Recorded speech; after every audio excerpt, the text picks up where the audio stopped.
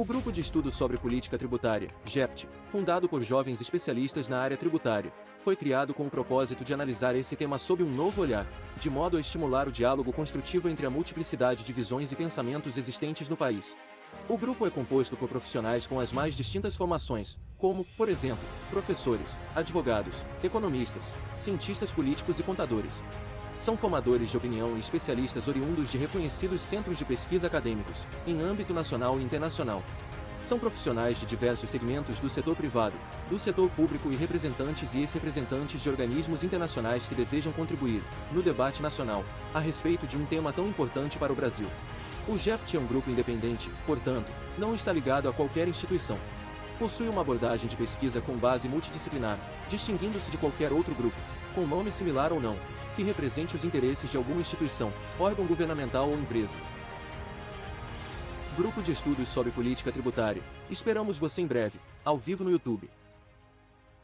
Bom dia a todos, é um prazer, uma alegria estarmos aqui ao vivo no canal do GEPT no YouTube, fazendo essa transmissão ao vivo, né, do primeiro evento do ano do grupo, é o evento de abertura, e hoje a gente está aqui com um time de especialistas, é uma felicidade enorme poder contar com eles aqui hoje para discutir esse tema tão importante que é basicamente os três poderes da República e a política fiscal no Brasil, diálogos institucionais e perspectivas para 2025. Meu nome é Alberto Carbonar, eu sou fundador, junto com Thomas, do Grupo de Estudos sobre Política Tributária, o GEPT. Hoje eu vou estar aqui discutindo, auxiliando na mediação, junto com a Maria Clara Moisés, que também trabalha aqui conosco, ajuda a organizar todos os eventos. Queria fazer um agradecimento aqui, em primeiro lugar, à equipe técnica que está, enfim, viabilizando a realização desse evento ao vivo. Will, obrigado aí pelo suporte, obrigado ao Luciano também, que cuida de toda a nossa parte estética visual do grupo. Obrigado, Maria Clara, obrigado ao Thomas e à Ana Bocos, que também sempre nos auxiliam aqui, e também muito obrigado a todos pela sua audiência, por estarem aqui conosco, e também registro um agradecimento especial a todos os palestrantes que se disponibilizaram para participar aqui hoje conosco. Antes de passar a palavra, eu só queria transmitir alguns avisos institucionais, eu acho que é importante. No final do ano passado, a gente lançou a nossa primeira coletânea, o GEPT lançou a primeira coletânea de artigos, que foi o livro Temas Atuais da Política Tributária no Brasil. Foi um livro que foi lançado pela editora Dialética, então quem tiver interesse em fazer a aquisição do livro, né? A Camila, que está aqui, participou elaborando um artigo, eu redigi um artigo, teve vários especialistas na área tributária que já participaram de eventos anteriores aqui, que também redigiram um artigo. O prefácio do livro foi redigido pelo secretário Bernard Api. Então, para todos aqueles estudantes, acadêmicos de direito e também profissionais, né? E não necessariamente no livro não tem só advogado escrevendo, tem economista, cientista político, então para todos que se interessam pelo tema da política tributária. Fica o registro aqui para todos que tiverem interesse, acessarem as nossas páginas nas redes sociais, no Instagram, na entrada da página, no home, tem o link para aquisição do livro. Fica essa sugestão. E outro ponto também para mencionar, a gente vai organizar um evento de lançamento desse livro, vai ser em junho, muito em breve a gente vai transmitir mais informações detalhadas para todos que tiverem interesse virem participar aqui desse evento. Por último, vocês, todos que estão aqui nos acompanhando, devem ter reparado também que desde o ano passado, nós estivemos fazendo um movimento para a criação de uma pessoa jurídica que vai representar os interesses do grupo e também de todos os participantes, que é o Instituto Brasileiro de Política Fiscal. Então, esse instituto, vocês devem estar vendo aí, o evento é apoiado pelo Instituto, esse também vai ter um evento de lançamento do Instituto que a gente vai divulgar, e, enfim, para todos que tiverem interesse, sigam o GEPT nas redes sociais, e, enfim, nos acompanhem para participar dos eventos online, das discussões. E mais um aviso, todos aqueles que também se interessarem em escrever artigos para o GEPT, lembrem, o GEPT tem um espaço dedicado no Jota, então todo artigo que eventualmente estudantes, profissionais, especialistas queiram publicar sobre a temática de política tributária, encaminhem para o nosso e-mail, que é jept.politicatributária@gmail.com, e enviem para nós para que a gente possa publicar. Tá? Mais uma vez aqui, acho que para encerrar a minha fala e passar a palavra para a Maria Clara, agradecer a todos. É um tema hoje que a gente está discutindo fundamental. O Brasil é um país que, historicamente, enfrenta desafios tanto em termos de arrecadação, tanto em termos de gastos públicos. A política fiscal ela está sendo transformada no Brasil nos últimos 4, 5 anos, desde a criação do GEPT, que ocorreu durante a pandemia, a gente viu uma transformação no sistema brasileiro. E hoje aqui a gente trouxe alguns especialistas justamente para tratar disso, né? E de antemão já passo a palavra para a Maria Clara para fazer a apresentação e transmitir para a gente seguir aí com o evento. Muito obrigado a todos. Bom dia a todos e todas. Meu nome é Maria Clara de Albuquerque Moisés, sou advogada na área de Direito Tributário, pós-graduanda no IBET, e hoje eu tenho o prazer de mediar esse evento ao lado do meu colega Alberto e de palestrantes renomados. Gostaria de agradecer ao GEPT pelo convite. Teremos, então, a oportunidade de escutar e dialogar com grandes nomes do direito tributário e da política fiscal brasileira, cada um trazendo a perspectiva de diferentes setores e esferas institucionais que compõem esse cenário tão desafiador. Como exposto pelo meu colega, me foi dada a missão de apresentar os nossos palestrantes. Nesse evento, contaremos com a participação da presença ilustre do professor Heleno Torres. O professor Heleno Torres é sócio fundador do escritório Heleno Torres Advogados, professor titular do Departamento de Direito Econômico, Financeiro e Tributário da Faculdade de Direito da Universidade de São Paulo, livre-docente de Direito Tributário pela Faculdade de Direito da USP, doutor em Direito do Estado, mestre em Direito Tributário, e realizou curso de aperfeiçoamento em Direito Tributário Internacional na Universidade de Roma e bacharel em Direito pela Universidade Federal de Pernambuco. Na sequência, também teremos a participação do Dr. Juliano Moura. O Dr. Juliano, ele é profissional da área de Relações Institucionais, especialista em Gestão Pública com mais de 8 anos de experiência e atuação no setor público e privado. Atualmente ocupa o cargo de diretor de Relações Institucionais na Secretaria Extraordinária da Reforma Tributária do Ministério da Fazenda. E, na sequência, teremos também a participação da doutora Camila Tapias. A doutora Camila é sócia do escritório Utume Advogados, doutoranda em Direito Tributário pela PUC, coordenadora da Comissão Especial da Reforma Tributária da OAB de São Paulo e vice-presidente da Associação Mulheres do Tributário. Por fim, também contaremos com a participação da doutora Aline Bacilar. Muito bem, então, antes de tudo, quero agradecer a esse grupo importante do GEPT por esse convite.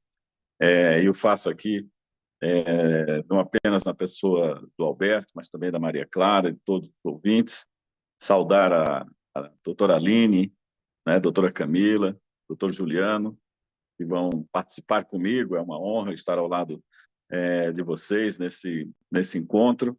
E desde o início, eu gostaria de acentuar que não se pode discutir uma temática de tamanha importância como esta sem compreender as estruturas da Constituição Financeira.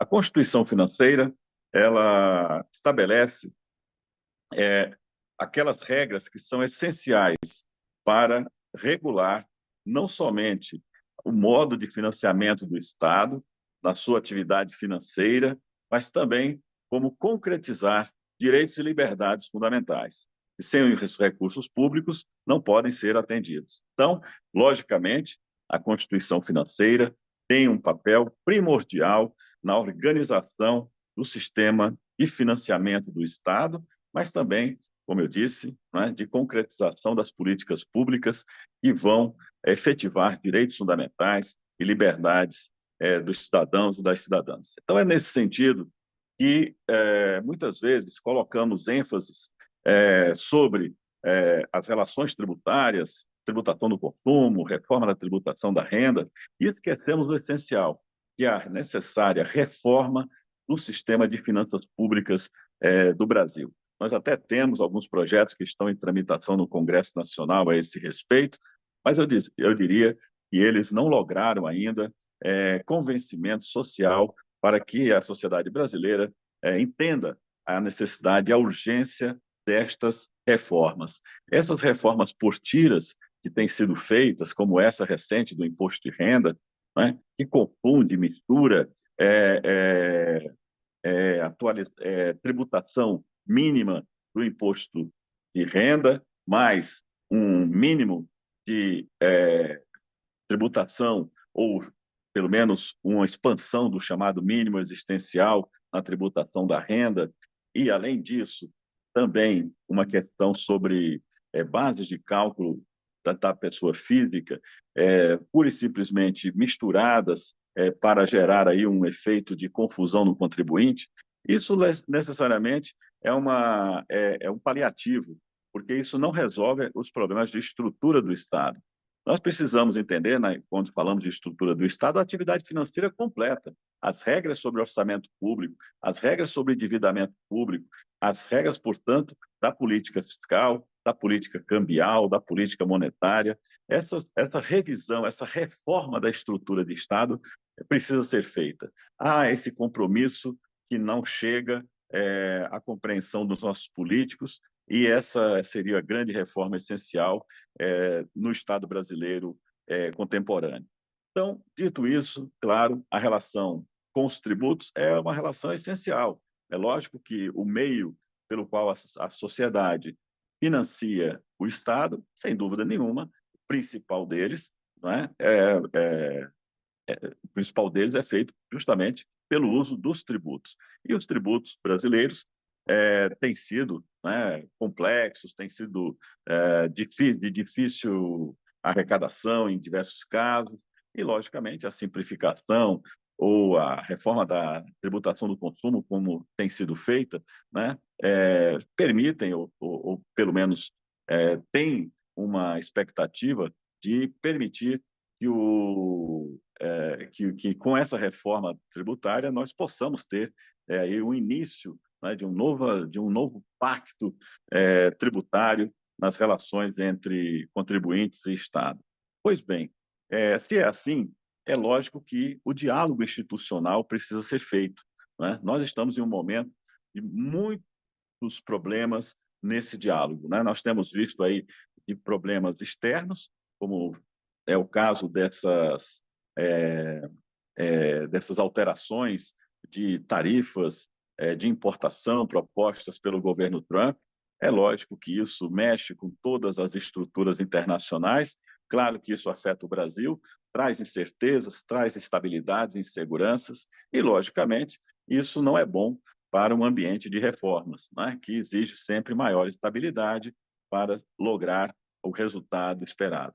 Claro que o que se espera num ambiente desse, de incertezas e instabilidades, é que as instituições funcionem.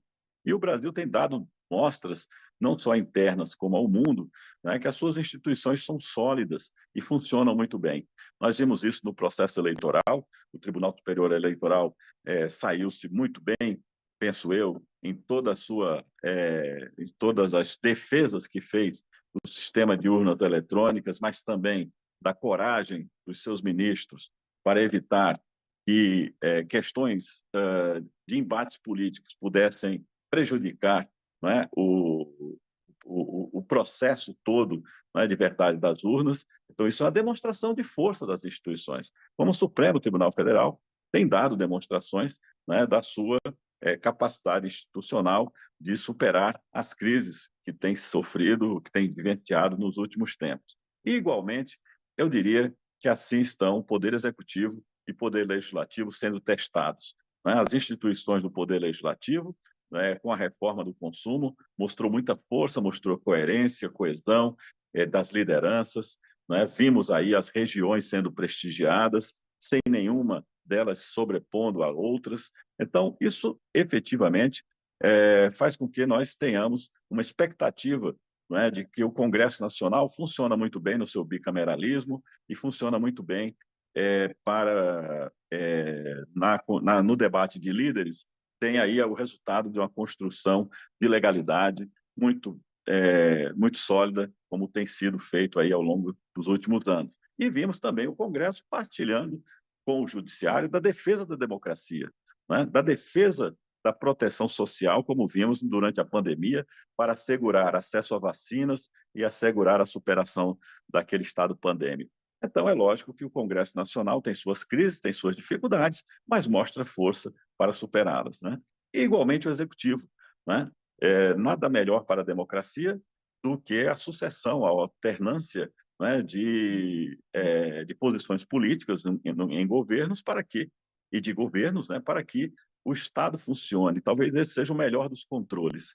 Seja como for, eu penso que nós chegamos a um momento onde a reforma tributária do consumo, né, ela precisa ter uma participação mais ativa de todos, e isso foi feito. Nós vimos aí as empresas presentes nesses grandes debates dentro do Congresso Nacional, e assim tem que ser permanentemente. Quer dizer, uma sociedade livre só se faz com um debate público qualificado. A partir de 2021, quando foi alterado o Estatuto da Advocacia, permitiu-se ali no artigo 2º-A, né, a possibilidade do advogado participar também da elaboração de normas, né? Eu chamo isso no meu escritório de consultoria jurídica de assuntos legislativos. E nós não podemos nos furtar disso, né? Temos, inclusive, no escritório uma área dedicada a essa questão, que é muito importante, né? Da doutora Lina Santin, Marina e mais 2 colegas do escritório têm participado ativamente desses processos de discussão, e eu vejo isso de forma muito positiva, né? Até mesmo para as entidades pro bono. Muitas vezes há causas que são legítimas, elas não têm repercussão econômica, né? E para isso nós criamos também, inclusive, um instituto, o Instituto Heleno Torres, que dá apoio a instituições pro bono para a defesa desses fins. Por quê? Porque a participação com o Congresso Nacional é essencial, assim como também a administração pública brasileira. A administração pública brasileira, o Brasil se ressente de uma reforma administrativa. Isso é verdade. Mas a administração pública tem se reinventado nos últimos tempos. Nós temos visto aí o próprio governo Lula, recentemente, discutindo parceria público-privada. Isso é impensável em anos anteriores, né? E, mais recentemente, percebe-se que a própria administração pública ela já deu por superada aquela grave separação que vigia, né, entre setores público e privado, como se o privado, prestando serviços públicos, né, não pudesse fazer mais e melhor até do que muitas vezes o próprio organismo público. Bastando o quê? Bastando que os controles funcionem, né? Hoje nós temos um grande problema, que são as agências. As agências precisam ser reformadas. Precisamos de uma legislação que reforme as agências profundamente, para que elas, não para extingui-las, não para reduzir o poder delas, mas para que elas funcionem de forma mais ativa, mais qualificada, com melhores soluções para as dificuldades que vão surgindo, com maior espaço de conciliação e com o fortalecimento das suas regras jurídicas na vinculação dos agentes privados. Então, vejam que a questão tributária aqui ela é somente uma parte dessa grande engrenagem da estrutura de Estado. Para que o Estado funcione, os 3 poderes atuem conjuntamente, né? Nós precisamos, primeiro, de um bom funcionamento público, em termos de financiamento.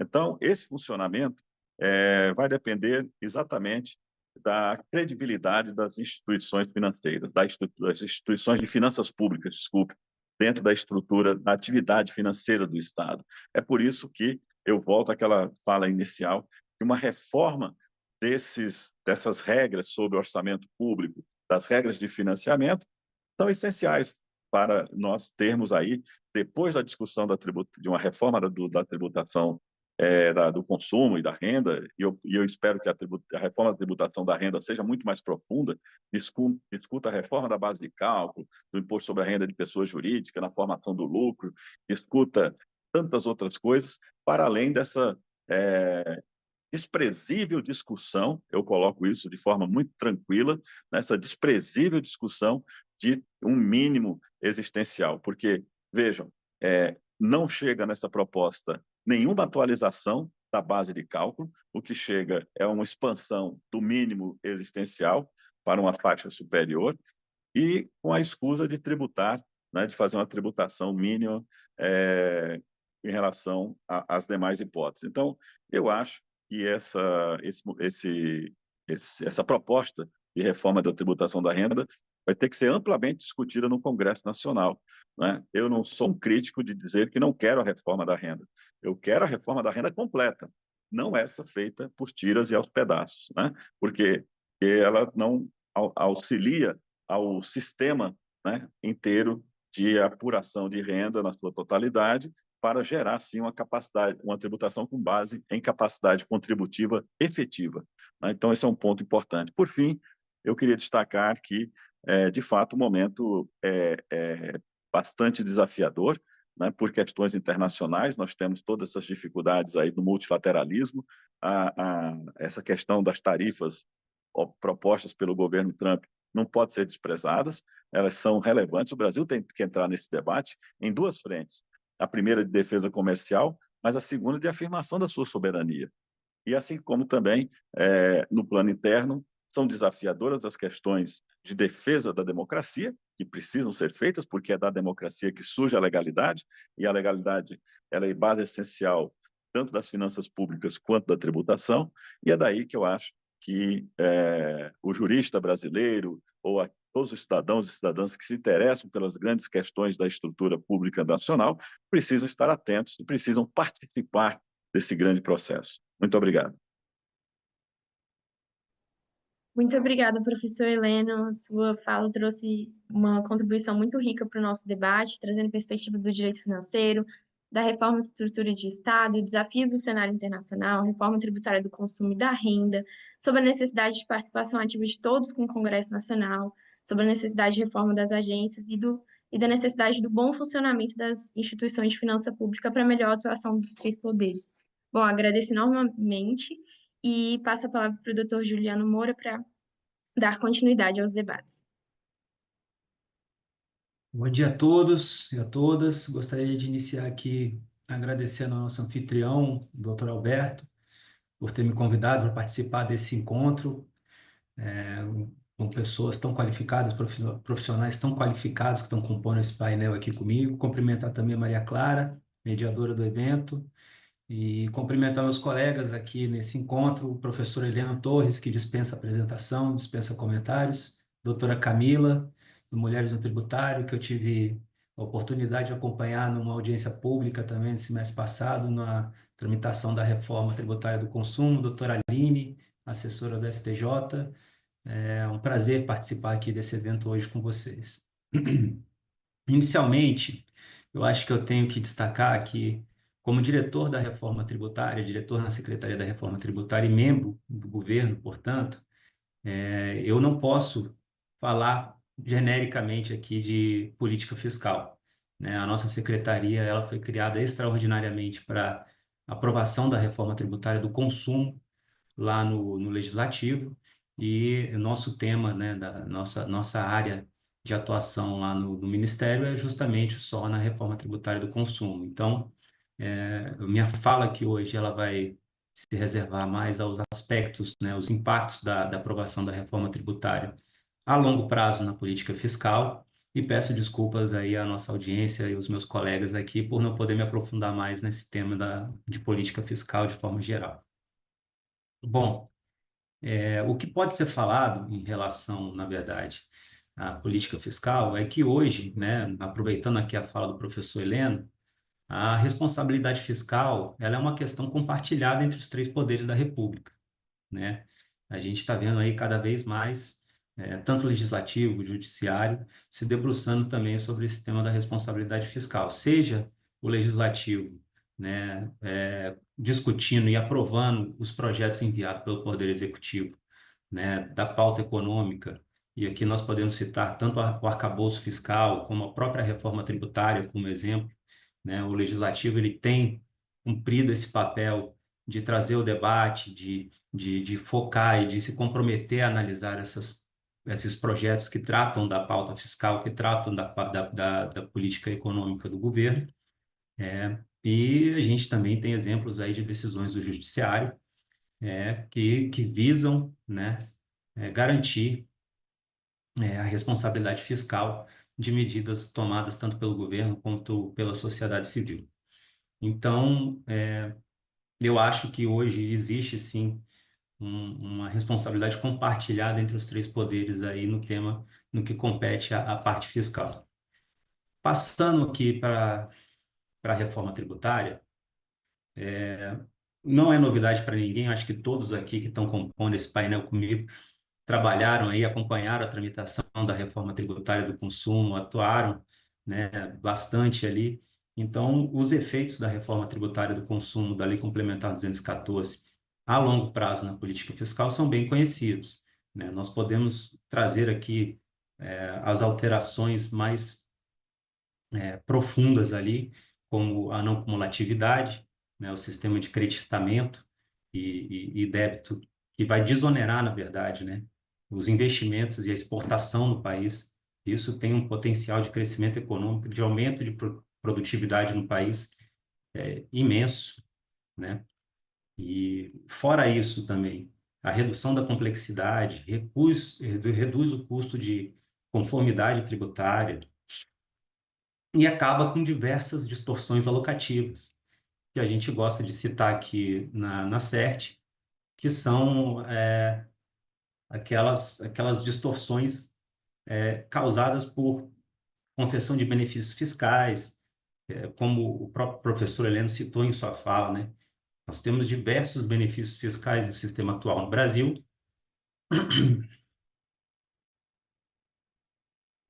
perdão, em que algumas vezes elas podem trazer essas distorções alocativas, como, por exemplo, um caminhão sair para buscar mercadoria em outro estado e voltar para o mesmo estado por conta de benefício fiscal, né? No novo sistema, essas distorções elas não mais existirão, né? Como todos sabem, o novo sistema, a reforma, ela acaba com todos os benefícios fiscais. O efeito de tudo isso, né, é o crescimento do PIB, né? Há alguns estudos feitos pelo FMI, pelo próprio CECIF, que em 15 anos a gente tem um potencial aumento superior a 10% do PIB potencial, né? Isso é muito relevante. E, e levando também, trazendo aqui esse tema dos benefícios fiscais, o fim dos benefícios extingue a possibilidade de utilização desses benefícios como instrumento de política econômica por parte dos estados, né? Nós teremos aí uma alíquota única de IBS, que tem ali uma margem de manobra por parte dos estados, mas não setorialmente, né? Eles podem reduzir a alíquota do IBS, mas de forma geral, não setorialmente. Então, isso acaba também com a utilização do IBS como margem de manobra para a guerra fiscal dos estados, né? A gente vai, o objetivo, um dos objetivos da reforma era acabar com a chamada guerra fiscal dos estados. Por outro lado, né, o que a gente tem que trazer aqui também e, assim, na maioria do mundo, né, os países que utilizam o IVA como forma de tributação, eles não utilizam benefícios como forma para atrair as empresas para determinadas regiões, né? Hoje a gente tem aí grandes exemplos de empresas que estão situadas em determinadas regiões do país por conta de benefício fiscal, né? Na verdade, a gente tem ali alíquotas diferenciadas e alíquotas específicas que foram aprovadas na nossa reforma tributária também, de forma geral e não regional para atrair empresas, né? Essa é uma grande diferença também que nós temos aí com a aprovação da reforma tributária, tá certo? Enfim, eu acho que assim, a, a reforma tributária ela veio para melhorar muito o sistema que nós temos hoje. Realmente assim, temos uma cumulatividade grande de imposto, né? E uma quantidade enorme de tributos também, e que, no fim, elas acabam dificultando a vida do contribuinte, dificultando a vida da sociedade de forma geral. Então, realmente, eu acho que os efeitos positivos da reforma tributária, da Lei Complementar 214, na sociedade, na economia, elas serão vistas aí, talvez no médio prazo e com certeza muito, muito, muito impactante no longo prazo. Obrigado aí pelo tempo. Muito obrigada, doutor Juliano. Suas contribuições a partir de uma perspectiva como diretor da Secretaria Extraordinária da Reforma Tributária do Ministério da Fazenda enriqueceram também muito o nosso debate, trazendo pontos a respeito da responsabilidade compartilhada dos três poderes no que diz respeito à política fiscal, dos desafios relacionados a benefícios fiscais, do objetivo da reforma em acabar com a guerra fiscal dos estados e dos efeitos positivos da reforma a médio e longo prazo. Bom, eu gostaria de passar a palavra para a doutora Camila Tapes para dar continuidade às apresentações. Olá, bom dia a todos. Obrigada, Maria Clara. É uma honra participar desse webinar do GEPT com colegas que eu admiro tanto. E eu já começo agradecendo ao GEPT, na pessoa do Alberto, pelo convite, pela escolha do tema para a discussão. É uma honra participar desse primeiro webinar do GEPT de 2025. E quando eu vi três poderes, política fiscal, eu falei, bom, como advogada, eu acho que faria total sentido eu falar do papel do judiciário. Mas aí eu vi que a Aline Bacelar, no grupo, eu falei, não, gente, a gente não pode perder essa oportunidade da Aline trazer, né, toda essa experiência dela no STJ. Então, eu falei, eu tenho bastante a contribuir também em relação ao outro poder, que é o poder legislativo. Embora eu não trabalhe, não esteja dentro do poder legislativo, eu consegui enxergar nessa reforma tributária, especificamente, a gente sabe, óbvio, qual é o papel do poder legislativo, o poder que ele tem, mas eu consegui enxergar isso muito de perto, né? Então, eu gostaria de comentar um pouco a respeito do que eu pude participar em todo esse trabalho do legislativo tão de perto, né? Então, no começo do ano passado, eu tive a oportunidade de, junto com aquela coalizão de mais de 26 frentes parlamentares e o Mulheres no Tributário, de participar daqueles GTs paralelos, né? Então, a emenda constitucional 132, ela havia sido promulgada, e houve essa coalizão das frentes parlamentares com outros grupos, inclusive com Mulheres no Tributário, do qual eu sou vice-presidente, de trabalhar nessa regulamentação. E eu pude presenciar todo o trabalho dessa construção política do nosso sistema tributário. Afinal, tão importante quanto o conteúdo da reforma tributária é esse processo de construção política que a tornou possível, né? Então, nesse processo, o papel do Congresso Nacional foi absolutamente fundamental.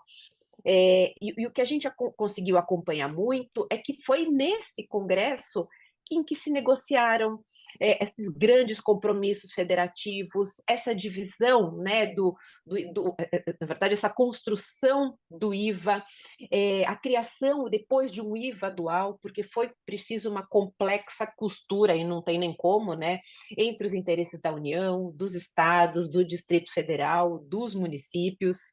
Eles estavam muito preocupados com a manutenção das competências, os poderes, a arrecadação, e toda essa discussão foi muito bem costurada dentro do Congresso Nacional.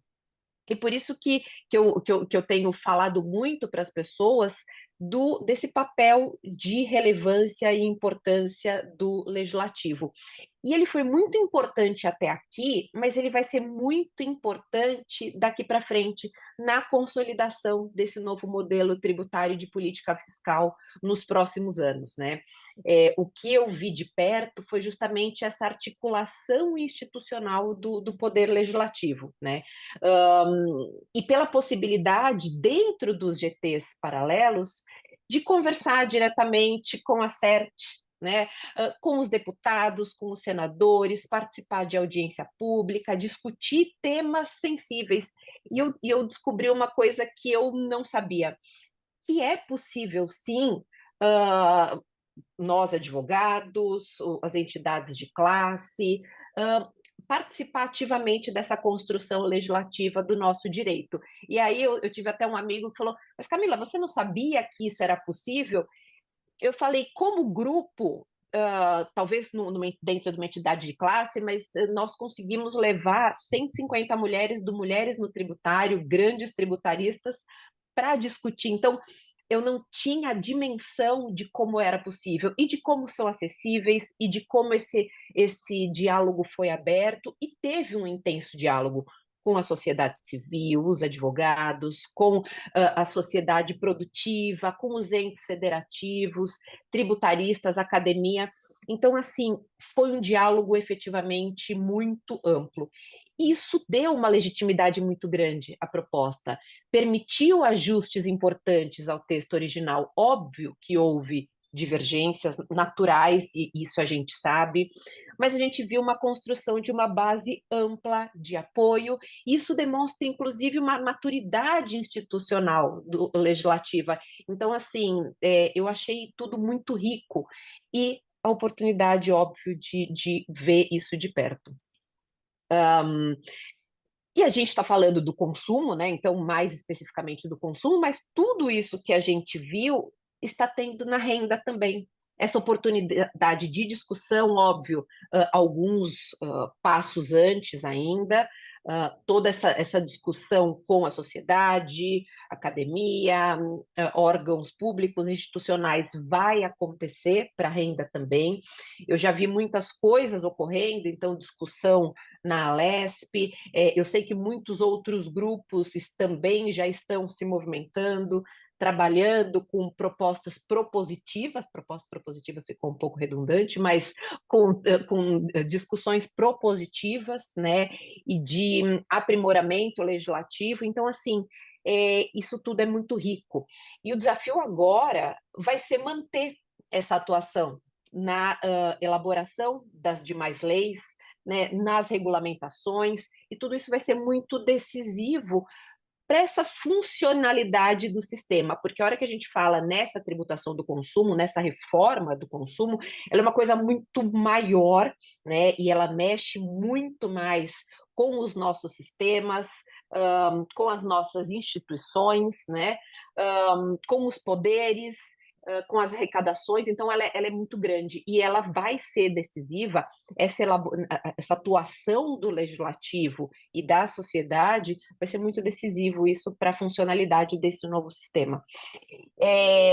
E a gente teve uma discussão muito grande com o PLP 68, que que se transformou na Lei Complementar 214, em muito menor grau ainda com o PLP 108, então houve muita discussão para o PLP 68, muitas audiências públicas, o PLP 108, poucas audiências, eu não sei o porquê de não ter um interesse tão grande nesse 108, afinal é lá que nós estamos construindo o comitê gestor, o contencioso administrativo estadual, então é um PLP extremamente importante que a gente precisa nos doar tanto quanto nos doamos com o PLP 68, que virou a lei complementar 214.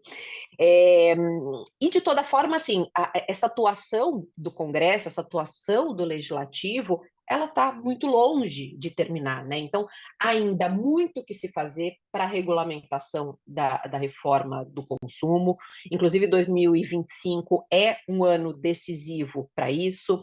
A gente vai ter toda a implementação da transição, vamos ter que lidar com todos esses efeitos da partilha federativa das receitas e vamos olhar também para a renda que está vindo aí com muitas discussões inclusive que precisam ser urgentemente olhadas, né? A tributação dos dividendos sem a redução da carga tributária da empresa, né? Então, eu vejo com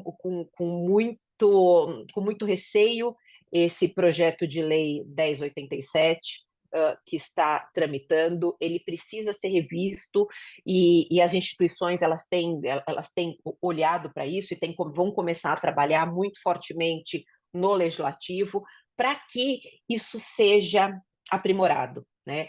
Eu acho que a reforma do consumo já tem vindo sendo muito bem discutida, e agora com o PLP 108, a necessidade de discutirmos urgentemente a questão do contencioso, dessas fiscalizações que poderão ser duplicadas, os julgamentos, como é que vai ser essa harmonização.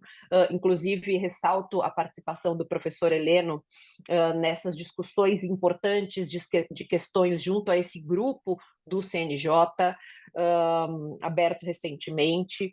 Então, tem muito trabalho a ser desenvolvido, tanto por nós advogados, academia, os setores produtivos, e o legislativo vai continuar sendo esse eixo de equilíbrio, né, entre os interesses da União, estados, municípios. Então, assim, é um momento ainda de como Congresso e como advogados, proteger esses pilares da emenda constitucional 132, né? Manter esse compromisso federativo para que a gente não comprometa o desenho estrutural desse nosso novo sistema. Então, eram essas as questões que eu tinha trazido. Estou olhando aqui se eu não perdi nenhuma, acho que provavelmente perdi, que eu tinha uma listinha de tópicos que eu gostaria de falar, mas eu acho que a gente vai ter uma rodada final. Se eu perdi alguma coisa, eu ainda complemento. Agradecendo novamente ao Jept, obrigada Maria Clara, obrigada Alberto, e cumprimentar os meus colegas ilustres que estão dividindo comigo esse painel da manhã. Muito obrigada. Doutora Camila, nós que agradecemos pelos seus comentários. Foi muito importante sua fala para trazer o papel do Poder Legislativo na reforma tributária, citando sua vasta experiência nessas questões e também destacando a importância também dos próximos passos, né? A implementação dos próximos passos da reforma. A senhora também destacou como foram os debates na criação do IVA, os desafios de manter a atuação na continuidade dessa regulamentação e funcionalidade desse sistema, né? E, por fim, também suas preocupações com o PL 1087. Bom, queria novamente agradecê-la e passar a palavra agora para a doutora Aline Bacelar para dar continuidade aos debates.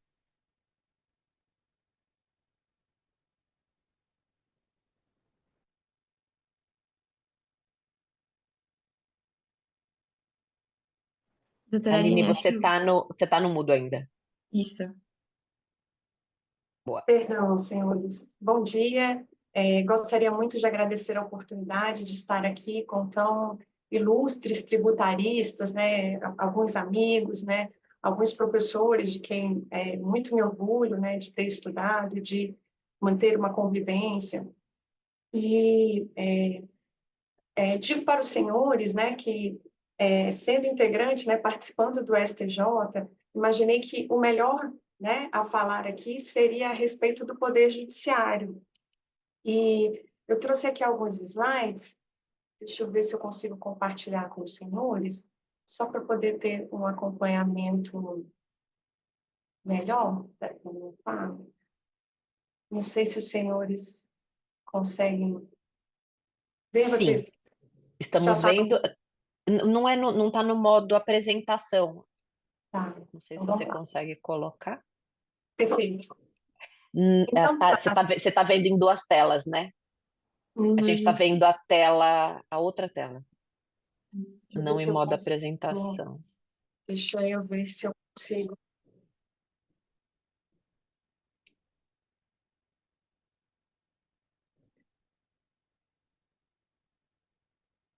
Será sério?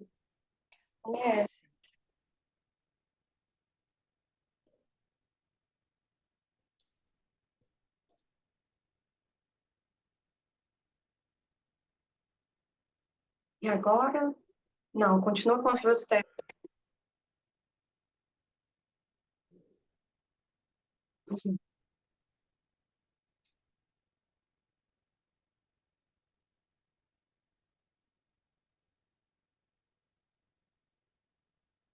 É,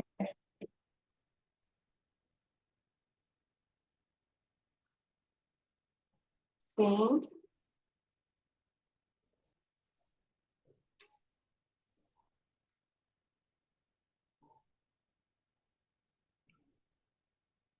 É,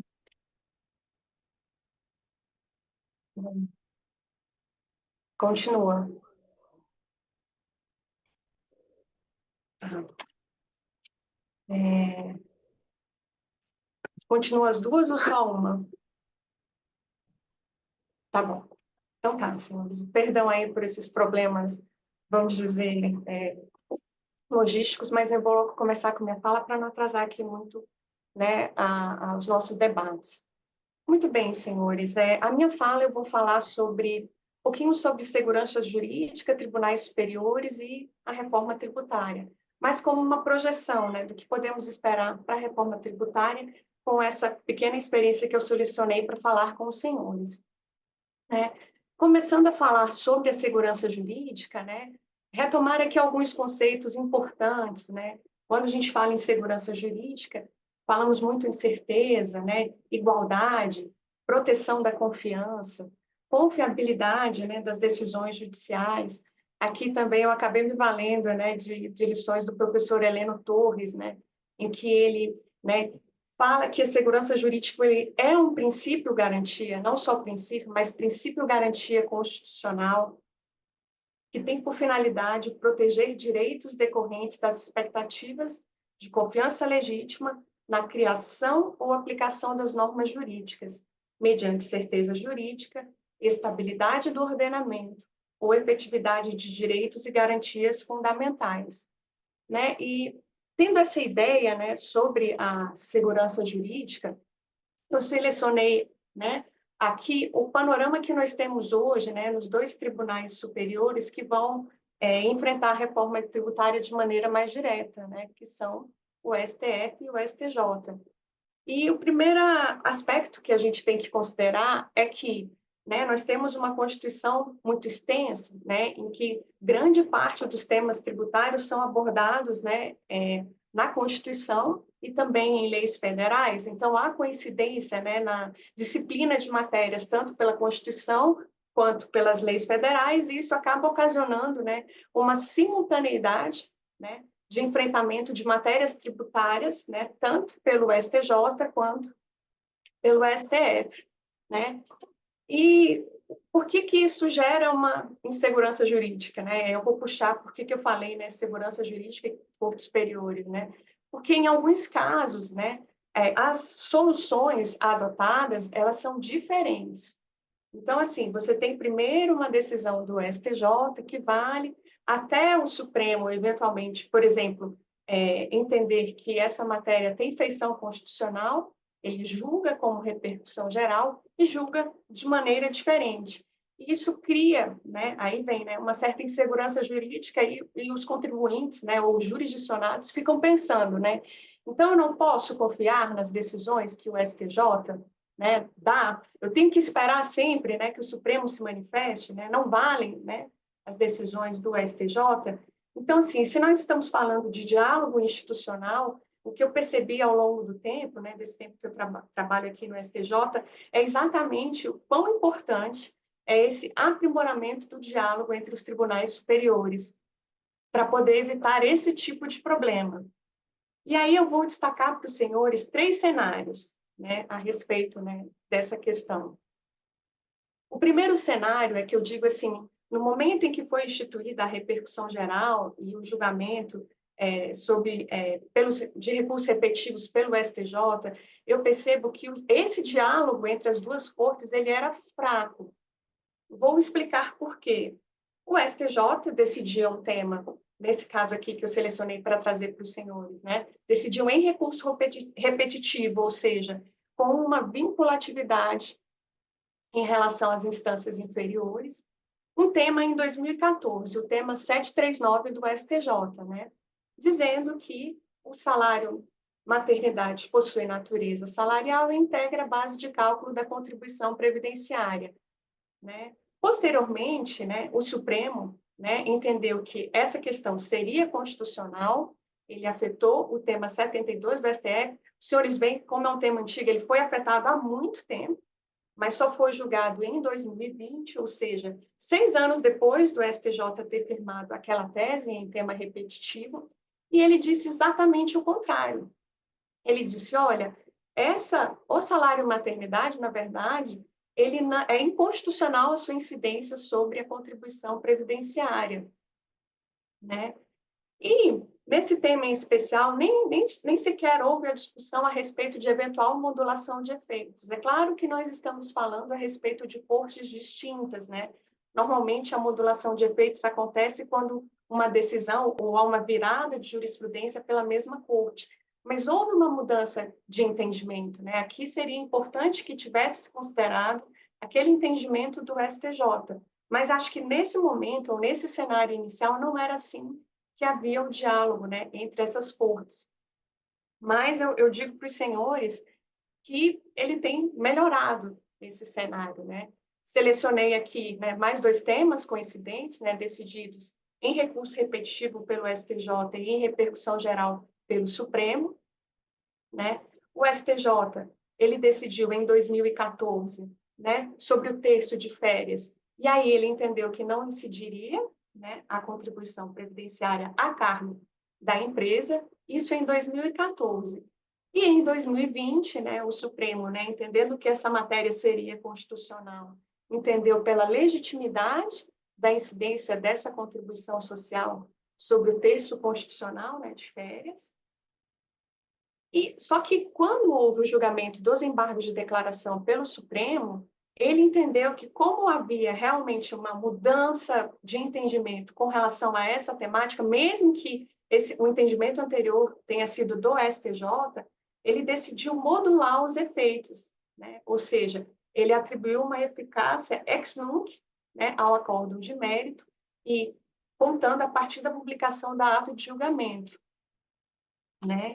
E aí, senhores, eu vou destacar, já que estamos falando também em diálogo institucional entre os poderes, que em 2021 o STJ e o STF eles celebraram um acordo de cooperação técnica, né? Que consistiu esse acordo, né? É exatamente essa parceria de que, como nós temos essas questões semelhantes, né? Como nós estamos em busca de temas repetitivos em repercussão geral, então, ao invés de cada um decidir de um jeito, vamos compartilhar essas informações e ver a melhor maneira, né, de dizer essa matéria é do Supremo, né, constitucional, ou essa matéria é infraconstitucional, então a ela, né, o julgamento vai competir ao STJ.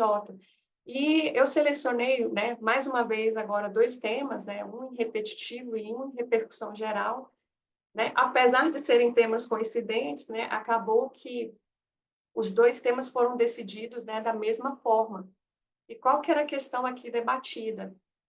Né? Os senhores sabem que nós temos o tema 69, de repercussão geral, que diz que o ICMS não compõe a base de cálculo do PIS e da COFINS. Esse tema foi decidido em 2017, também de maneira diversa, né, do que o STJ tinha decidido. Mas, enfim, em 2021 houve uma modulação de efeitos, ou seja, 5 anos depois, né? E aí, senhores, com essa modulação de efeitos, né, especialmente a Fazenda Nacional começou a ajuizar ações rescisórias discutindo, né, se caberia o ajuizamento dessas ações para discutir exclusivamente a questão da modulação de efeitos, tendo em vista o grande lapso temporal passado entre a primeira decisão, né, do STF, que foi de 2017, e a modulação de efeitos, que foi feita em 2021. E aí as 2 cortes decidiram de maneira coincidente aqui, dizendo que nesses casos seria sim cabível, né, a ação rescisória, né? E com base nessa experiência, e agora entrando especificamente um pouquinho na questão da reforma tributária, o que eu poderia dizer para os senhores, né, e até ouvindo, né, o que os colegas falaram, né, realmente, né, é necessário, entendeu, para que a reforma tributária seja implementada, a atuação de todos os poderes, né? O legislativo, a gente viu que houve bastante, né, a discussão, o doutor Juliano falou um pouco, né, do executivo, há uma vontade muito grande, né, de implementação dessa reforma, mas eu digo para os senhores que o papel do Poder Judiciário vai ser fundamental também na implementação e no sucesso dessa reforma tributária. E digo para os senhores, assim, por quê, né? Algumas considerações finais aqui. Primeiro, com a criação de novos tributos, tudo bem que eles vão substituir os tributos anteriores, mas nós temos um longo regime de transição, né, entre a instituição dos novos tributos e a extinção dos tributos antigos. Então, assim, há uma perspectiva de elevação do contencioso judicial tributário que já é muito grande, né, em nosso país, como todos sabemos. né? E há também o risco, né, da dispersão de jurisprudência, ou seja, se a gente não conseguir trazer, né, a segurança jurídica para a nossa jurisprudência, e em especial para a jurisprudência dos tribunais superiores, né, há um risco muito grande, né, de decisões diferentes e que também podem acabar dificultando, né, a implementação da reforma tributária. Mas o que eu posso dizer para os senhores da experiência atual com relação ao diálogo entre o STF e o STJ hoje? Eu acho que o diálogo, nos moldes em que ele está hoje, na verdade, ele pode nos ajudar exatamente na delimitação de competências, de se saber aquilo que vai ser competência do STF julgar a respeito da reforma tributária e aquilo que vai ser competência do STJ, né? Nesse mesmo modelo que nós já temos, né, com relação aos repetitivos e à repercussão geral. E aqui, né, retomando também uma fala da doutora Camila, né, dizer que realmente há uma preocupação com relação ao processo tributário. De fato, o CNJ, né, pela portaria da presidência 96, bem atual, senhores, do dia 8 de abril desse ano, né, instituiu um grupo de trabalho, e aí eu achei interessante, foi a própria composição desse grupo de trabalho, né, porque nós temos 2 ministros do Supremo Tribunal Federal, né, o ministro Barroso como presidente e o ministro Cristiano Zanin. Nós temos o ministro do STJ, que muito me alegrou, que é o ministro Paulo Sérgio, né? E nós temos advogados, nós temos a Fazenda, né? Enfim, representantes de todos os órgãos que eu acho fundamentais, entendeu? Para para pensar como vai ser agora esse novo processo tributário com esses 2 tributos novos, né? Porque o que poderia acontecer? Poderia acontecer que o IBS, né, ficasse continuando sendo julgado pela Justiça Estadual e a CBS pela Justiça Federal. Mas vejam bem, a gente não está falando aqui, né, de tributos do consumo, tributos com feições muito similares. É muito importante, né, que o mesmo órgão julgador seja responsável pelo julgamento, né, desses 2 tributos, até pela questão da uniformidade de jurisprudência. E, para terminar aqui minha fala, senhores, dizendo que, de fato, né, a emenda constitucional atribuiu uma nova competência ao STJ, né, vai dirimir conflitos de competência, né, entre o comitê gestor, né, e os entes políticos, os estados e municípios, mas ainda não ficou muito definido que conflitos serão esses. São conflitos judiciais, né, conflitos administrativos, e eu imagino, né, que esse grupo de trabalho, né, do CNJ, eu esqueci de dizer também que ele é composto pela ilustre presença do professor Heleno Torres também, que participou da reforma tributária, e muito nos alegra ele estar nesse grupo, mas assim, vai ser muito importante, entendeu, para essa, vamos dizer, boa implementação, né, da reforma tributária, em especial com relação, né, ao papel dos tribunais superiores, né, qual vai ser, né, o papel dos tribunais superiores, né, nessa implementação. E aí, senhores, desculpem aí o mau jeito no início, eu agradeço muito a oportunidade, espero ter contribuído com os trabalhos e me coloco aqui à disposição para os debates. Muito obrigada. Muito obrigada, doutora Aline. Sua exposição foi bastante didática, trazendo sua experiência ampla no STJ. A senhora abordou sobre a segurança jurídica, que é tão importante no meio desse debate, sobre o diálogo entre as cortes, o papel da modulação dos efeitos e do acordo de cooperação técnica entre o STJ e o STF nesse cenário, a importância do Poder Judiciário na sua implementação, e o risco de dispersão de jurisprudência. Muito obrigada, doutora Aline. Eu gostaria de direcionar uma pergunta agora, vamos dar início à parte dos debates. Gostaria de direcionar uma pergunta primeiramente para a doutora Camila. Doutora Camila, um dos pontos que permeia esse debate seria como os 3 poderes poderiam se articular de forma mais eficiente para garantir a efetiva implementação da reforma tributária e a preservação da segurança jurídica.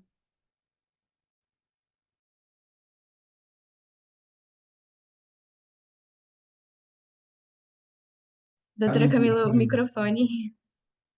Opa, desculpa.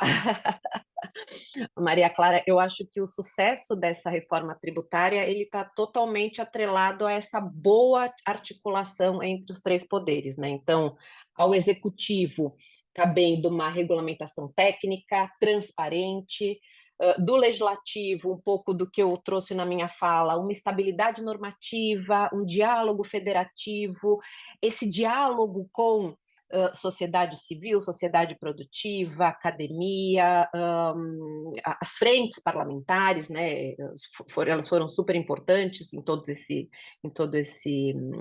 caminho até aqui, e do judiciário, tal como a Aline falou. Então, decisões uniformes, que respeitem o texto constitucional, evitem a insegurança jurídica.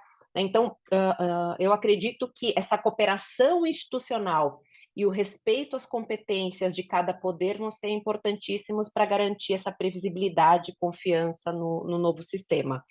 E o que eu tenho dito é, então, o sucesso da reforma vai exigir essa continuidade no diálogo, né, entre os três poderes, entre a sociedade, e vai exigir essa responsabilidade política, respeito ao pacto federativo, porque o nosso sistema, o nosso novo sistema tributário está aí, batendo a porta, e só vai dar certo se nós estivermos unidos como nação, como país.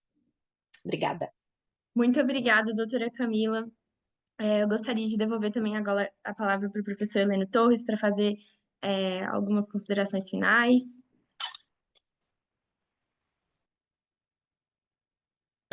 Maria Clara, eu acho que esse painel tem sido muito interessante em todos os aspectos que foram ressaltados aqui pelo doutor Juliano, pela doutora Aline, pela Camila, e eles convergem num ponto, né? E é esse da previsibilidade de que falava a professora Camila Tapias. De fato, a segurança jurídica, quando nós nos preocupamos com os fatores de segurança jurídica, isso tem uma razão, tem um sentido, que é garantir que os setores da iniciativa privada possam organizar os seus negócios de forma mais, enfim, com a calculabilidade do futuro, né? O futuro é imprevisível por natureza. Ninguém imaginaria, por exemplo, que Donald Trump causaria, não é, esse alvoroço aí no cenário internacional em tão pouco tempo, né? Destruindo, inclusive, relações muito sólidas que foram sempre construídas com os Estados Unidos. O Brasil tem com os Estados Unidos a melhor das relações e quer ser sempre o parceiro, tanto no setor privado quanto no setor público, né, dessa grande locomotiva internacional que são os Estados Unidos. Mas, logicamente, depois de Bretton Woods, firmou-se um pacto internacional muito claro, não é? Haveria instituições para comandar o comércio internacional e coordenar esse grande processo de mercantilidade internacional, que é a Organização Mundial do Comércio, né? Então, infelizmente, a gente está vendo aí uma Organização Mundial do Comércio bastante enfim, prejudicada, tímida, né? Impotente diante de tudo isso. E isso, logicamente, demonstra que há uma insegurança jurídica internacional, não é só interna no Brasil. Então, quando nós conclamamos aqui por segurança jurídica, não é uma crítica ao Brasil, é uma crítica a todo o processo de instabilidade, tudo aquilo que leva à instabilidade, seja esta interna ou externa, né? Então, as instituições precisam funcionar, né? Nós precisamos de uma Organização Mundial do Comércio forte, como também precisamos, né? Claro, de respeito às regras da OCDE, ou pelo menos às orientações da OCDE, como tem sido feito. Os Estados Unidos é o principal membro da OCDE e foi justamente o primeiro a dizer que não cumpriria, né, todo esse modelo agora de minimum tax e de tributação que estava sendo aí gestado aí no Pilar 2. Então, essas questões todas põem à prova as grandes instituições. Claro, no Brasil não é diferente. Temos aqui um agravante, que é uma reforma tributária pela frente. Eu acho que o Poder Judiciário brasileiro dá mostras da sua força com os precedentes. A exposição da professora Aline foi brilhante nesse sentido, porque, claro, né, com os precedentes, o Poder Judiciário, né, promoveu um enorme impacto de segurança jurídica e estabilidade nas relações tributárias, firmando posições claras sobre temas bastante controvertidos, né? Então, seja nos efeitos repetitivos ou na repercussão geral no Supremo, né, no STJ e no Supremo, respectivamente, nós tivemos aí grandes avanços de segurança jurídica nos últimos tempos, né? Sem dúvidas, isso aí é importante que se diga, como será muito importante a reforma tributária. Agora, a qualidade da reforma tributária só poderá ser aferida se nós tivermos um compromisso muito claro nessa etapa agora. Eu acho que realmente essa comissão pensada pelo ministro Barroso, né, e temos que saudá-lo e prestigiá-lo nesses termos, né, porque é uma preocupação legítima, ele está justamente tentando evitar a conflitividade, né, e nada mais saudável, nada mais elogioso do que o judiciário se preocupando com o futuro das relações tributárias quanto à litigância. Então, ao invés de criticar, e algumas pessoas já começaram aí a tecer críticas, como é que uma comissão do Poder Judiciário vai tratar disso, tratar com elevação, tratar com justamente as pessoas mais experientes do Poder Judiciário que estão ali, né, conscientes do que tem, né, em termos de informações sobre as dificuldades de litigiosidade no Brasil. Tratar com elevação quer dizer, sabendo bem o que pode decorrer de uma reforma como essa, em termos de litigiosidade, antecipar-se, né? Prevenir os conflitos, prevenir os litígios. Então, isso pode vir tanto de conflitos da hermenêutica do Supremo Tribunal Federal em relação aos tributos já existentes, quanto aquelas relações que ficam, né, que permanecem ainda sob a égide do sistema atual, quanto aquelas da transição e o que está por vir, né? O doutor Juliano, logicamente, está limitado, como disse ele, a falar das relações da tributação do consumo, mas nós não, né? Nós sabemos o que virá, né? A CBS entra em vigor exatamente agora, Maria Clara, falta um ano, cruzaremos um Réveillon e está aí a reforma do IBE, da CBS, substituindo PIS, COFINS e IPI, né? E aí teremos já o comitê gestor funcionando e preparando as normas do IBS. Claro que a partir daí, né, nós vamos ver o judiciário funcionando a todo vapor, porque certamente receberá muitos pedidos, discussões sobre obrigações acessórias, discussões sobre incentivos fiscais que não estão sendo atendidos, discussões sobre questões várias de regulamentação, né? Temas novos que nós sequer ainda sabemos como virão na prática, como o split payments, né? E tantas outras formas. Por isso, é preciso ter cautela, né? E olhar para isso com uma vocação de jurista orientado pela segurança jurídica. O que nós queremos é que esse sistema funcione, não que ele sirva, né, de apanágio para um estado de insegurança. Não que seja um estado de insegurança que bloqueie investimentos, mas, pelo contrário, a reforma tributária foi pensada para ter um ambiente de negócios com justiça tributária, com simplificação, com cooperação entre as unidades federativas, com proteção ao meio ambiente e, o mais importante, né, de tudo, né, com transparência, que esse sistema funcione da forma mais transparente possível. Ora, isso só pode ser feito, né, com os fundamentos da segurança jurídica, proteção da legalidade, proteção da confiança legítima e a garantia, né, de estabilidade das normas jurídicas dentro desse sistema, né, de fontes e hermenêuticas dos tribunais superiores. Por isso, temos que acreditar nas instituições, acreditar e confiar nas autoridades da administração pública e confiar no nosso poder legislativo, né? Nós teremos ajustes a fazer. Não é que seja uma reforma da reforma, teremos ajustes a fazer porque toda obra humana é passível de falibilidade. Então, poderemos ter aí a necessidade de um PLP de ajuste, poderemos ter necessidades várias aí de adaptações, a própria PEC 132, porque não está clara a competência dos tribunais em relação à reforma tributária, isso não foi pensado adequadamente, e só pode ser pensado por instituições judiciárias. que é o que vai ser feito agora com esse grupo de trabalho. Né? Então, isso não é competência para ser discutida por empresas ou associações de empresas, isso é uma questão para ser decidida pelo Conselho Nacional de Justiça, pensando como tratar e evitar litigâncias futuras. Né? Então, é lógico que nós temos aí um desafio muito grande pela frente, e junto com o ministro Barroso, com o ministro Zanin, como disse muito bem a doutora Aline, né, o doutor Paulo Sérgio Domingues e todos aqueles que integram essa comissão, certamente, né, eles saberão, em conjunto, e estaremos abertos, eu pelo menos espero ser aí né, um porta-voz aí da advocacia para influir, né, no que seja possível, da melhor forma possível, para o bom debate e os bons diálogos que permitam as soluções, né, soluções coetâneas com o Estado democrático de direito e coetâneas também, né, com o exercício livre da advocacia, o exercício, né, em plenitude aí desses valores da estabilidade e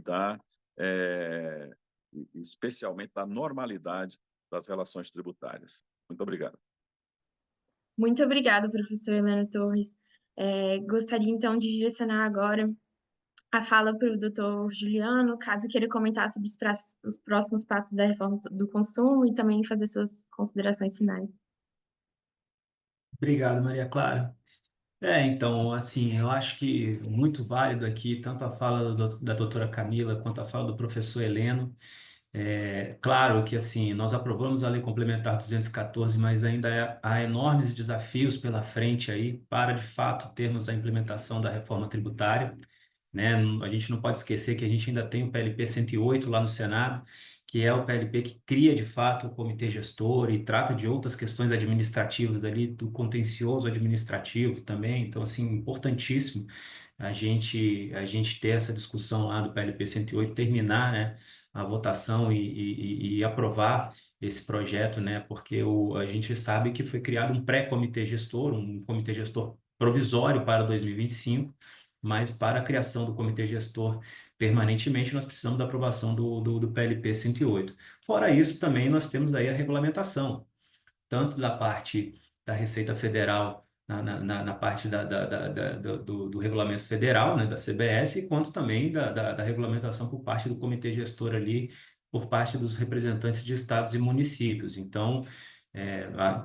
a criação dos sistemas, né, criação do split payment. Então, são desafios enormes, né, para a implementação da reforma, mas que estão caminhando, estão andando.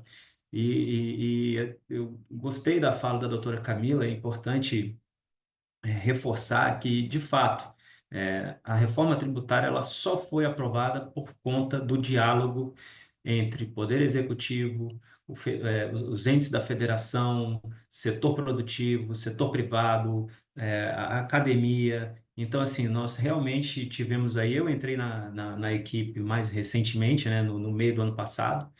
Não trabalhei desde a aprovação da emenda constitucional, trabalhei mais ali na aprovação do PLP 68, mas os últimos 6 meses do ano passado, eu perdi as contas de quantas pessoas nós recebemos lá, quantos setores nós recebemos no Ministério para tratar da reforma tributária. Nós fizemos questão de conversar com todos, né? E a intenção da reforma tributária não era dificultar a vida do contribuinte, a vida do empresário, a vida do setor produtivo, era na verdade, simplificar. Então, a gente queria, de fato, ouvir, né, as particularidades de cada setor, como que era a operacionalização, a operação, para não dificultar a vida de ninguém. A ideia era simplificar. Então, foi realmente um trabalho exaustivo, claro, mas de muito diálogo e que foi, de fato, o que viabilizou aí a aprovação dessa reforma tributária, né? E não vai ser diferente também agora na parte da regulamentação, com certeza. Eu continuo recebendo todo dia lá na CERT, né?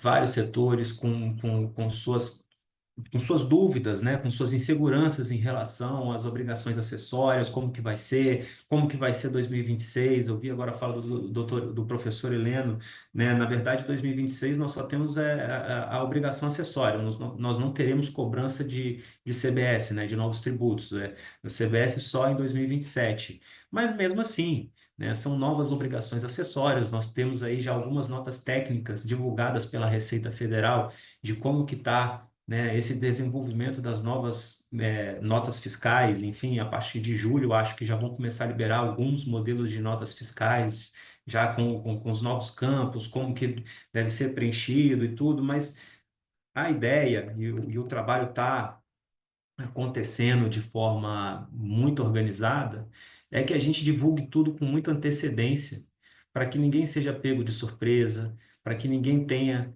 para não criar, para não dificultar a vida de nenhum contribuinte, né? Então, semana passada nós tivemos um evento lá em São Paulo, participamos de um evento lá, inclusive com a participação do senador Eduardo Braga, que foi o relator do PLP 68 e é o relator do PLP 108 lá no Senado, né, do deputado Mauro Benevides, foi o relator do PLP 108 na Câmara, do deputado Aguinaldo Ribeiro, que também foi relator da PEC, né, da emenda constitucional. Então, assim, é, e lá nessa oportunidade nós tivemos inclusive ali uma apresentação, uma primeira apresentação de como será o sistema, o novo sistema, né, o portal do contribuinte, né, que na verdade é mais um dos instrumentos para facilitar, né, para simplificar a vida do contribuinte. Então, a ideia é que tenha um portal onde ele vai acessar todo o que ele obteve de crédito, de creditamento ali naquele período de apuração e o que ele tem de débito, né? Inclusive para a emissão de notas fiscais também, a emissão de nota fiscal já pré-preenchida. Então, tudo isso já está sendo feito, está sendo trabalhado, está sendo desenvolvido. É óbvio que o sistema não está pronto ainda ali, era uma primeira apresentação, né? Um projeto piloto. Mas o que eu quero trazer com essa fala? Nessa questão da regulamentação, nós também estamos abertos ao diálogo. Eu acho que é muito importante o diálogo com com o setor produtivo, com as instituições financeiras, na questão do split payment, com os meios de pagamento, e tudo isso está sendo feito. Nós já temos grupos de trabalhos montados com a participação também do setor privado, das entidades de classe, justamente para que ninguém seja pego de surpresa, né? Em relação à questão da segurança jurídica, que foi muito falada aqui também, claro, a gente está tendo uma mudança, é, a maior reforma dos últimos 40 anos que a gente acabou de aprovar no Congresso. A Lei Complementar 214, ela é um divisor de águas. Nós estamos mudando de um sistema totalmente arcaico para um sistema totalmente novo, moderno, e isso traz apreensão, insegurança de como que vai ser. Então, essas discussões vão aparecer. Mas como o próprio senador Eduardo Braga falou, né, semana passada no evento, nós acabamos de sancionar a Lei Complementar 214. Ela precisa de um período de amadurecimento antes da gente começar um excesso de judicialização. Nós já temos, inclusive, projetos de lei complementar na Câmara e no Senado para alterar a Lei Complementar 214. É óbvio que vai aparecer, mas nós precisamos dar um tempinho para que a gente também não crie ali um terceiro tempo da reforma tributária, né? Óbvio que o judiciário está ali para eliminar possíveis interpretações, né? Possíveis inseguranças ou discordâncias jurídicas ali da norma aprovada, né? Esclarecer, né? Mas isso não pode se tornar uma discussão setorial de quem não se sentiu atendido ali na reforma tributária e queira judicializar ou queira já apresentar um novo projeto de lei para alterar no Congresso. Então, eu acho que nós estamos no caminho certo, o trabalho está sendo realizado, vamos continuar desse jeito. Eu não sei se eu estarei ali na CERT até o final da implementação da reforma tributária, né? Como o próprio nome da nossa secretaria diz, é uma secretaria extraordinária, né, para aprovação da reforma tributária. Então, eu não sei até quando a secretaria vai existir, possivelmente até a gente finalizar a votação do PLP 108, né? A secretaria possivelmente deixará de existir, mas nós teremos ali grande parte da nossa equipe, inclusive, né, na comissão que o professor Heleno Torres está participando. Aliás, parabéns, professor, pela participação lá na comissão. Nós temos também o doutor Leonardo Alvim, que é advogado da União, que é integrante da nossa equipe, está lá na comissão também, né, participando muito dessa discussão lá, e eu acho que é uma iniciativa muito boa e que vai, com certeza, dessa comissão sairá um trabalho muito bem feito que vai ajudar muito aí nessa questão do contencioso judicial da reforma tributária. Então, reforçar que a gente está aberto ao diálogo, o diálogo é necessário. Na reforma da renda, eu não posso entrar aqui muito a fundo na parte de mérito, mas com certeza não tenho dúvida de que lá no Legislativo terão também essa discussão, a participação de todos nessa discussão. A divergência não é proibida, né? A divergência ela é bem-vinda e está aí justamente para ser debatida. Então, é isso. Eu acho que os ganhos vão ser imensos e o trabalho está sendo realizado aí com muito arduamente. E obrigado de novo pelo espaço e pelo convite para falar um pouco da reforma. Muito obrigada, doutor Juliano. Eu gostaria agora de passar a palavra para a doutora Aline. Doutora Aline, acho que um dos pontos mais relevantes que permeiam esse debate é qual o papel do Poder Judiciário na consolidação dessa política fiscal mais previsível. A senhora abordou bastante isso na sua fala. Também, outro questionamento também que surge é sobre o risco da judicialização excessiva das novas regras tributárias. Então, eu gostaria de passar a palavra para a senhora se gostaria de fazer mais alguma consideração final sobre o assunto.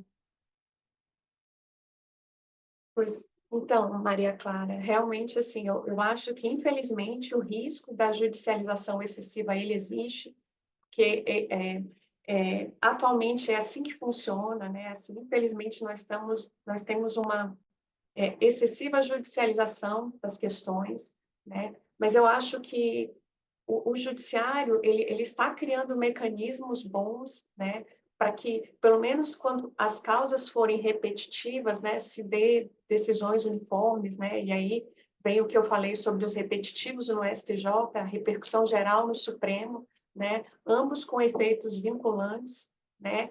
E assim, os repetitivos foram instituídos no STJ em 2008, né? Então, assim, hoje nós já estamos em 2024, eu vejo um grande avanço, assim, né? Alguns problemas que nós tínhamos no começo, quando foi, né, implementado os recursos repetitivos no STJ, eu vejo que isso, né, não existe mais, assim, a difusão de informações, né, o acesso, né, chega até a primeira instância, né, que é importante que da primeira instância sequer passe, né, os temas que já foram decididos como repetitivos ou em sede de repercussão geral pelo Supremo, né? Disse para os senhores, né, que existe um diálogo institucional que eu considero importante entre o Supremo e o STJ, para que fique mais claro a questão da repartição de competências, né, entre aquilo que o Supremo deve decidir, o que o STJ deve decidir, né, em função do tipo de Constituição que nós temos.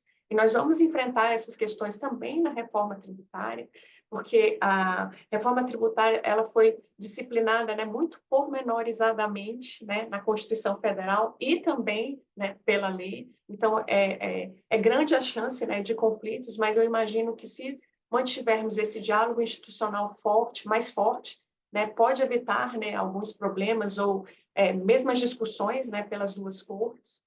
Né? Acho muito importante, né? Achei muito importante a criação desse grupo de trabalho, né? Ou seja, vai ser feita uma emenda constitucional para abordar esse novo processo tributário em face, né, desses dois tributos, a CBS e o IBS.